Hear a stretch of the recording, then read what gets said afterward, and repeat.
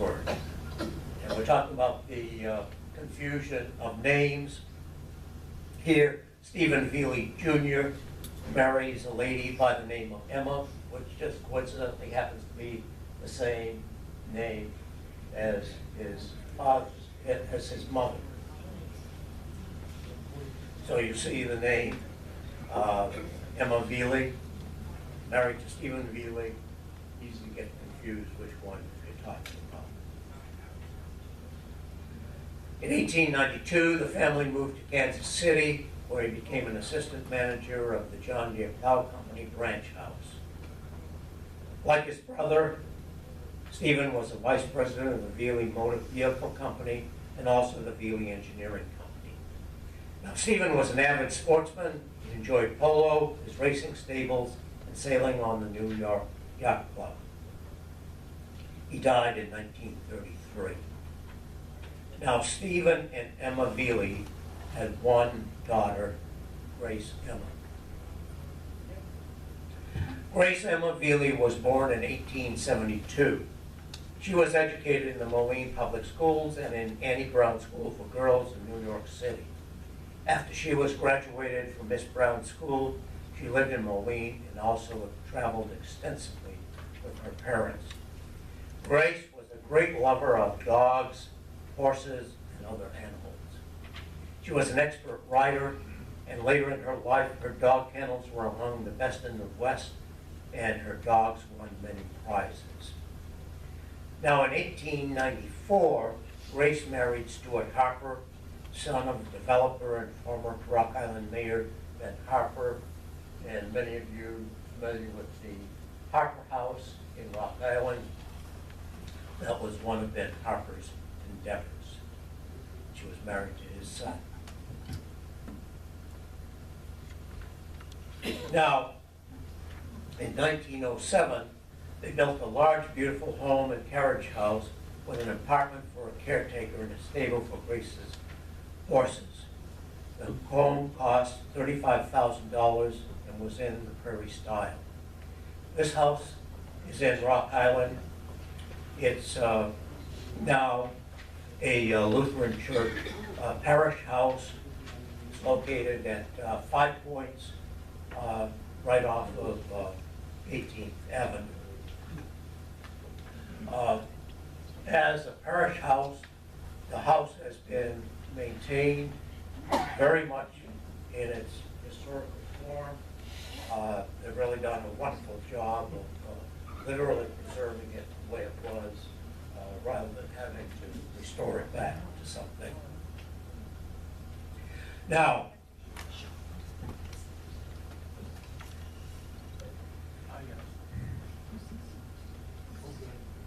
the Rock Island home became the scene of marital trouble in 1907 when Grace Harper became romantically involved with her married chauffeur, Sidney Harris. In January 1908, Sidney and Jane Harris, husband and wife, reconciled. In March of the same year, Sidney returned to the Harper home, apparently to resume his relationship with Grace Harper.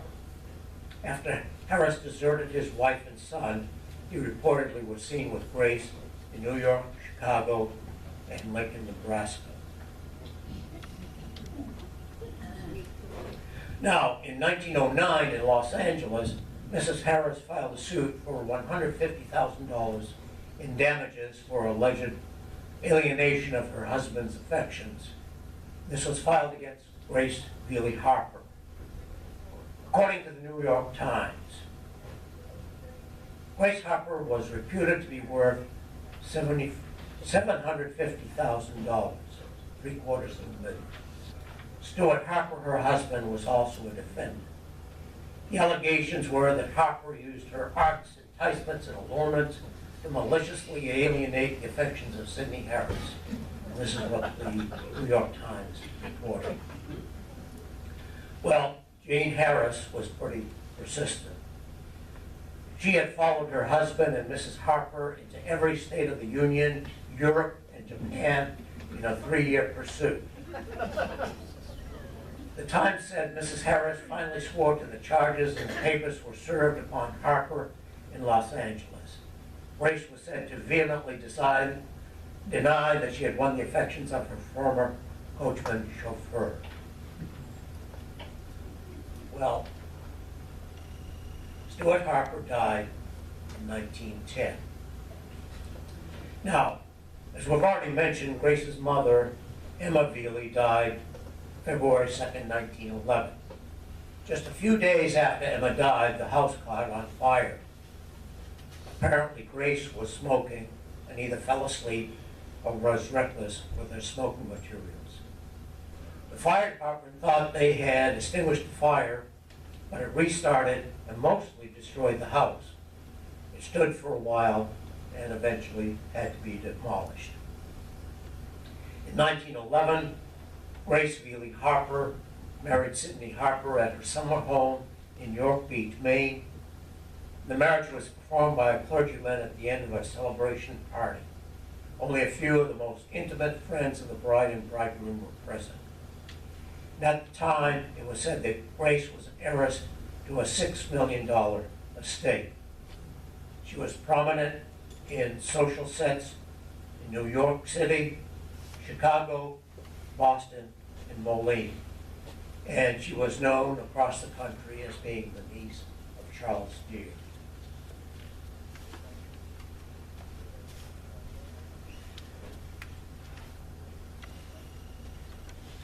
Rumor has it that Jane Harris received $6,670 from Grace to permit the divorce. Sidney and Grace moved to California, where Grace lived for the rest of her life. Grace's home in Alameda was one of the showplaces of Southern California. That house burned down about 1927, and Grace built a new home in Carmel, California. Now, Grace was known for her generosity and philanthropy. It was frequently said of her that she constituted by herself an entire humanitarian society. As an example of this, early in 1929, she gave $75,000 for building a clinic for the study and treatment of metabolic diseases. Grace died April 8, 1929, in Los Angeles. She left behind an estate valued at more than $4 million, of which approximately $1 million was bequeathed to charitable and philanthropic institutions and organizations. This included a generous gift to the city of Moline for the establishment of a park and playground at the old Velie homestead, what is now Velie Park. And I was kind of confused when I first ran across this information, because I saw that someone else had donated the park to the city, and that's also correct. Someone else donated the property. Grace bequeathed the money for the establishment of a park there and a playground there. And I've never seen a playground there. Did any of you ever see a playground there? Well, there was money for it, but it never happened.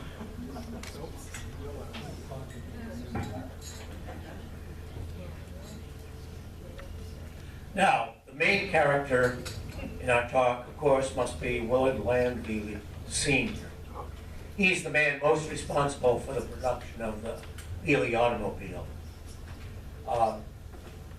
Take a moment to talk about the automobile in the background of this slide. This is not just a Velie.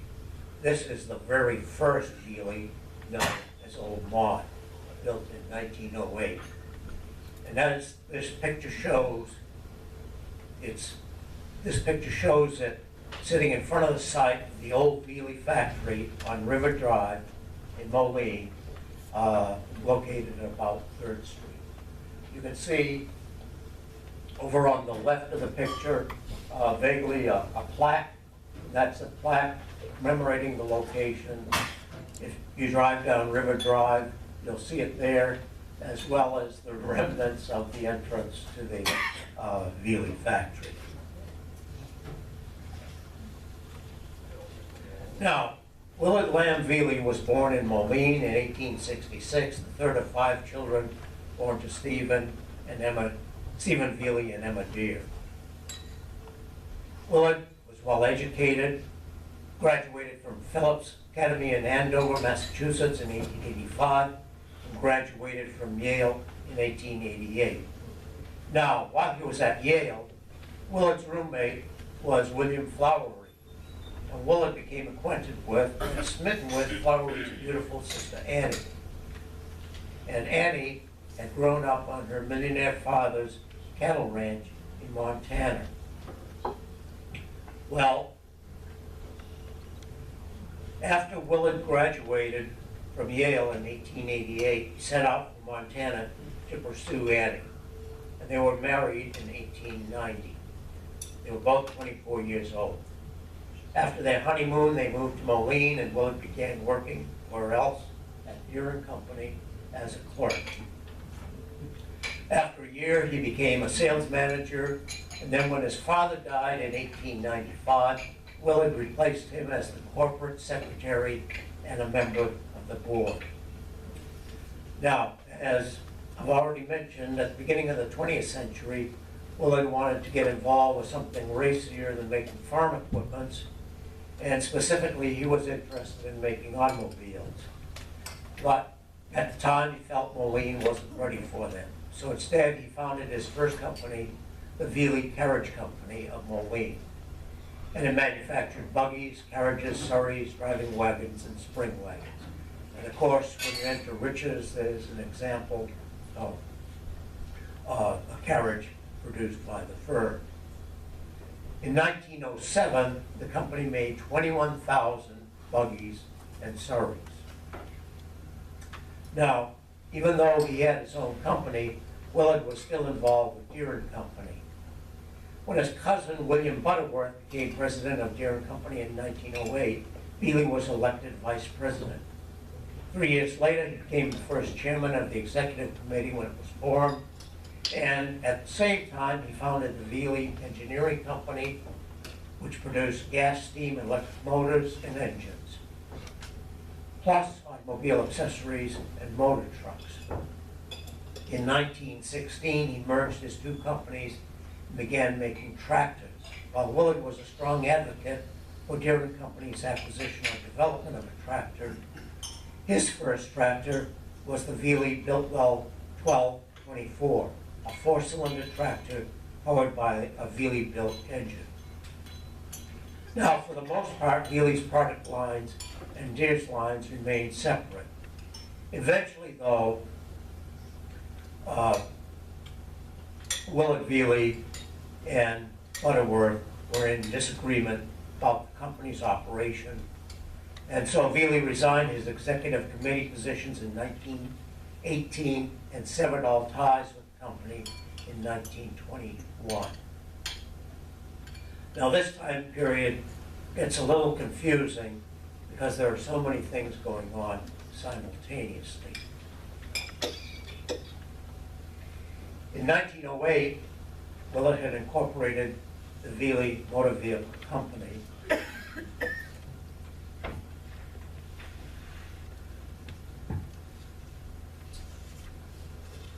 Probably sensing from his Uncle Charles' venture with the Deere Clark automobile that the time was right to get into auto manufacturing. For a number of years, his Velie automobiles were marketed through Deere's branch houses. When he merged his companies in 1916, he formed the Velie Motor Company. The products produced by his company came to be known for their quality at a reasonable price. By 1912, the company's stock was valued at $1.5 million, and 4 years later it was worth $2 million. Between 1913 and 1915, the Velie factory was turning out an average of 30 cars a day. By 1920, the buggy business was phased out. Now, Willard and Annie Velie had two children, Willard Jr. and Marjorie. Now, the Velies, make no mistake about it, the Velies lived a good life. They spent their winters in Fort Myers, Florida, where they had built a home there next to Annie's parents along the Caloosahatchee River, and they traveled extensively in Europe. Now, During their travels in Europe, Annie had become enamored with the beauty of Italian villas, and she suggested that they build one.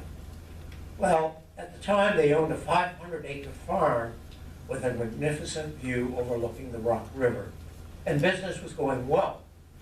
So Willard got excited about the idea of a villa, and together they planned what turned out to be one of the grandest homes between Chicago and San Simeon. For the construction, artisans were brought in from Italy and Greece to carve and work in plaster, wood, and marble.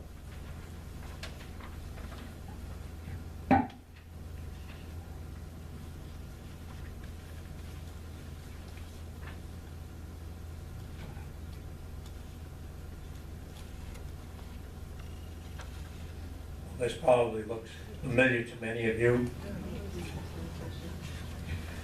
The house they built was 3 stories high and had 46 rooms, not including storage area and wine cellars. Now I'm going to go through a series of interior pictures. I'll also pass around some prints. You can look at those.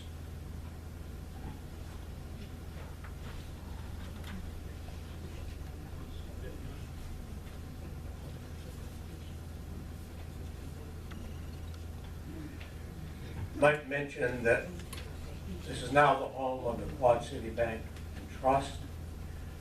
They have done a wonderful job of restoration in particularly the first floor of the house, areas relatively close to the entryway.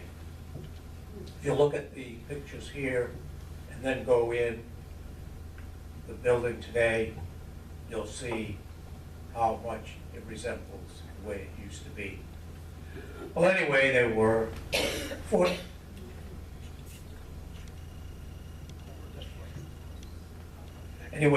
14 bedrooms and 12 bathrooms. The floors on the ground floor and the first floor were covered in marble. Built-in bookcases lined the library walls, which were also frescoed. And it didn't end there. With just the house, the furnishings and artworks were just as grand.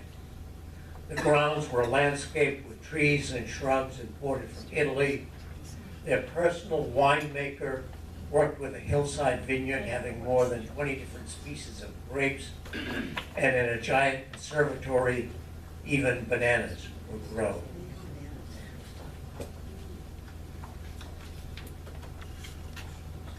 Well, the Velies lived here with their 2 children, and they threw lavish parties that often lasted until dawn. Now, I've heard that Dr. Palmer from Davenport often visited in the mornings after, to help guests who had hangovers.